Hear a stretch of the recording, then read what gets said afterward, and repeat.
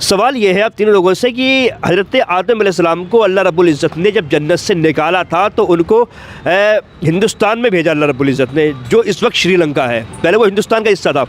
और हज़रत बीवी हव्वा को अल्लाह ने जब जन्नत से उतारा तो उन्हें सऊदी अरब जद्दा के अंदर उतारा। लेकिन शैतान को अल्लाह रब्बुल इज़्ज़त ने जब फेंका जन्नत से निकाल के, उसको कहाँ फेंका शैतान को जन्नत से निकाल के? वरहमतुल्लाहि ताला बरकातुहू। वालेकुम अस्सलाम वरहमतुल्लाहि वबरकातुहू। भाई खैरियत से हैं आप? जी अल्लाह का शुक्र। आप और भाई आप ठीक? हाँ। पहले तो मतलब मैं एडवांस में आप लोगों को रमज़ान शरीफ की मुबारकबाद पेश करना चाहता हूँ कि बहुत जल्द रमज़ान शरीफ का मुबारक महीना हम लोगों के दरमियान आने वाला है। लेकिन मैं आपसे कुछ सवाल करूँगा और ये आज के सवाल है ना मेरे, ये बहुत बड़े सवाल हैं। लेकिन अगर आपने सुने होंगे या कहीं पढ़ा होगा तो ये फिर आपके लिए छोटे सवाल भी हैं। चलिए पहले मैं भाई आपसे मालूम करता हूँ, नाम बताएं अपना। जी मेरा नाम मोहम्मद शादाब। मोहम्मद शादाब। शादाब भाई, आपसे सवाल ये है कि हम जो काम करते हैं अच्छे या बुरे, हमारे अमल अच्छे या बुरे, मैदान महशर में इनको तोला जाएगा, इनका वज़न होगा, हैं? जिसके अमल अच्छे ज़्यादा होंगे वो जन्नती, और वही जिसकी बुराइयाँ ज़्यादा होंगी वो फिर जहन्नम के अंदर, है ना।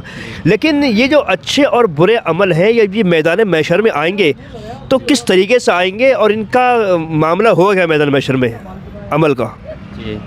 जी माशाल्लाह, सवाल आपका बहुत अच्छा है। शुक्रिया जी। जो अच्छे अमाल होते हैं वो अच्छी शक्ल में आएंगे इंशाल्लाह, जो बुरे अमाल होते हैं वो बुरी शक्ल में आएंगे।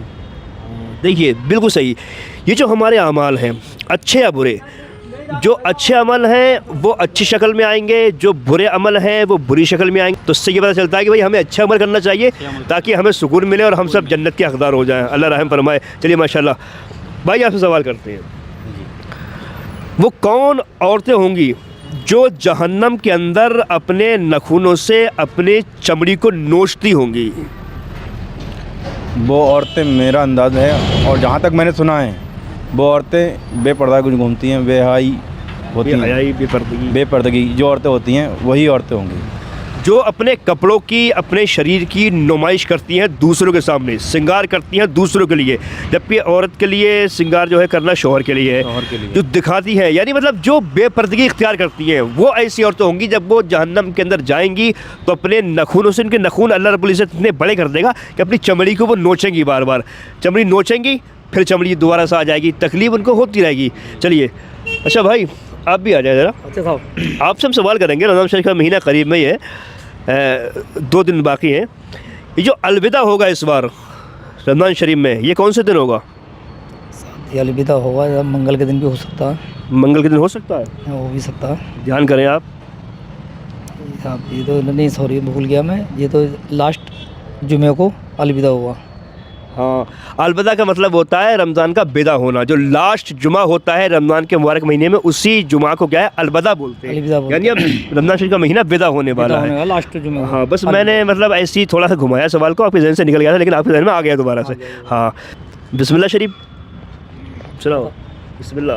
बिस्मिल्लाहिर्रहमानिर्रहीम। माशाल्लाह। चलिए अच्छा भाई करीब आ जाए, एक सवाल मैं करता हूँ आप तीनों लोगों से, और ये वो सवाल कर रहा हूँ जो मैं पहले ये सवाल कर चुका हूँ लॉन्ग वीडियो में, लेकिन मैंने इसका पूरा आंसर लोगों को नहीं बताया था और तो लोग कंफ्यूज भी हुए और उनके कमेंट्स भी आ रहे हैं मेरे पास में। सवाल ये है आप तीनों लोगों से कि हज़रत आदम अलैहिस्सलाम को अल्लाह रब्बुल इज़्ज़त ने जब जन्नत से निकाला था तो उनको हिंदुस्तान में भेजा अल्लाह रब्बुल इज़्ज़त ने, जो इस वक्त श्रीलंका है। पहले वो हिंदुस्तान का हिस्सा था। और हज़रत बीवी हव्वा को अल्लाह ने जब जन्नत से उतारा तो उन्हें सऊदी अरब जद्दा के अंदर उतारा, दोनों को अलग अलग उतारा। आदम अलैहिस्सलाम को भी जन्नत से अल्लाह रब्बुल इज़्ज़त ने ज़मीन पे उतारा, बीवी हव्वा को भी जन्नत से ज़मीन पे उतारा, दोनों को अलग अलग भेजा। आदम अलैहिस्सलाम को हिंदुस्तान में, बीवी हव्वा को सऊदी अरब जद्दे में। लेकिन शैतान को अल्लाह रब्बुल इज़्ज़त ने जब फेंका जन्नत से निकाल के, उसको कहाँ फेंका शैतान को जन्नत से निकाल के?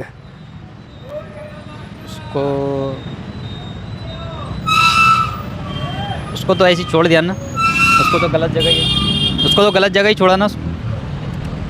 हाँ, शैतान को शायद जहन्नुम में छोड़ा, शायद अल्लाह ने उससे फेंका जन्नत से निकाल के।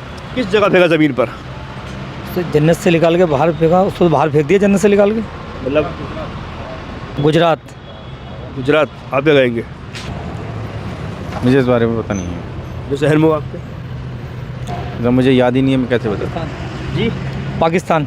नहीं, पाकिस्तान। राजस्थान। राजस्थान भी नहीं है। जहाँ पे ईमान वाले कम लोग हैं वहाँ फेंका उसने जन्नत शैतान। शैतान। चलिए मैं बता देता हूँ आपकी आसानी के लिए। अब प्रॉपर जो शहर है, तो शहर का जिक्र भाई नहीं आया है किसी मामले में, किसी भी किताब में कि साहब किस शहर के अंदर फेंका। लेकिन ये ज़रूर उलमा किराम से सुना है कि जब आदम अलैहिस्सलाम को निकाला, बीवी हव्वा को निकाला, तो शैतान ने अल्लाह से कहा था कि आदम की वजह से मुझे जन्नत से निकाला गया है, तो मैं भी आदम के पीछे जाऊँगा और आदम की औलादों को बहकाऊँगा। तो इससे पता ये चलता है कि आदम अलैहिस्सलाम को अगर हिंदुस्तान के अंदर उतारा है तो हो सकता है उसको भी हिंदुस्तान के अंदर ही उतारा हो। उसने कहा था कि जब आदम की वजह से मैं निकला हूँ तो जहाँ आदम जा रहा है मैं वहीं जाऊँगा और आदम की औलादों को बहकाऊँगा ताकि वो जहन्नम के अंदर जाएँ। तो इसका प्रॉपर जवाब हमें यही मिलता है, उलमा किराम से हमने यही सुना है। बाकी अगर किसी के पास में कोई मतलब कोई सनद मौजूद हो या कोई इसकी किसी के पास कोई हदीस ऐसे मौजूद हो तो कमेंट्स में हमें आप लोग ज़रूर बता सकते हैं। ठीक है भाई, बहुत शुक्रिया।